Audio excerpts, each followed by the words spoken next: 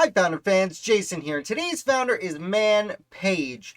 Mann Page was an American founder, but he never did anything on the national level. In fact, he kept his entire career, when it comes to being a revolutionary, in Virginia. Page had been in Virginia politics for decades before the revolution broke out, and when the royal governor of Virginia did what the other royal governors were doing and dissolved the colonial assembly, the colonial assembly did what the other colonial assemblies were doing, and they met anyway. The Virginia Assembly, known as the House of Burgesses, was no different. They called their revolutionary assemblies conventions because they didn't want to ruffle too many feathers. And the first of these conventions, known curiously as the First Virginia Convention, Mann Page attended. Now, the first thing they did, and I don't know if I've talked about this in the past, but the first thing they did when Virginia met in their convention is they wrote resolutions. Resolutions were common at the time. Every town and county, and even at this point, colony, were passing resolutions saying about how upset they were about everything going on. And the First Virginia Convention passed what's called the Association of Members of the Late House of Burgesses. And basically, it was a set of resolutions calling for a Continental Congress. It's often credited with being the first call for a Continental Congress, though Virginia had sent out a letter similar to this about a week beforehand. Pennsylvania had sent out a letter about a week beforehand, and Massachusetts would send one out in the following days before they heard from Virginia. So everyone had the same idea all at once. It was very common thinking to say we should all get together and meet about this because they had done it a decade earlier with the Stamp Act Congress. So they send out this association, but I really want to point out what I find funny about the name. First of all, they use the word "of" 3 times in their title, the Association of Members of the Late House of Burgesses.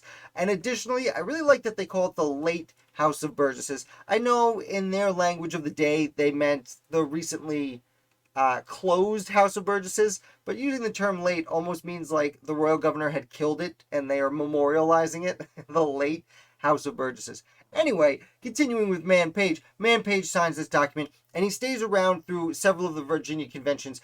And during this time, he's already in his 60s. It's one of the reasons he doesn't take a bigger role in the revolution itself, but he has already established himself as a leader in Virginia. So many younger men, including Thomas Jefferson, James Madison, even George Washington to a degree, looked up to Page as one of the senior members of that body. Now, Page, as I said, he ends up essentially retiring to his private law practice after this, but he has one really notable case. It's very interesting. After the revolution is over, Britain had fairly famously offered slaves their freedom if they would come fight against the rebels with the British to support His Majesty. Many slaves did this. One of these slaves was a Virginian known as Billy. Billy was actually fighting with the British when he was captured and brought back to his master. Now, he was accused of treason and sentenced to death. And Mann Page, a slave owner himself, took this case pro bono to defend Billy from capital punishment. And the argument was, and this is what's a little backwards about the whole thing, the argument was that since they were a slave, they couldn't be counted as a person and therefore couldn't commit treason. They could commit crimes because obviously they were a person, but they couldn't commit treason because they weren't a citizen, is how I probably should say it. Now, of course, this is very outdated thinking. This is not my thinking. Disclaimer. This was the argument at the time.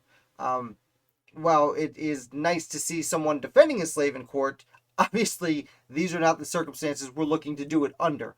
Mann Page, however, does successfully accomplish this. The court case doesn't go so well, but his friend and somewhat of a, I don't want to say pupil, but protege in Thomas Jefferson had become governor by this point, and he actually pardons, he stays the execution, and then it goes to the Virginia legislature, which at this point had been created, and he pardons Billy in his treason verdict.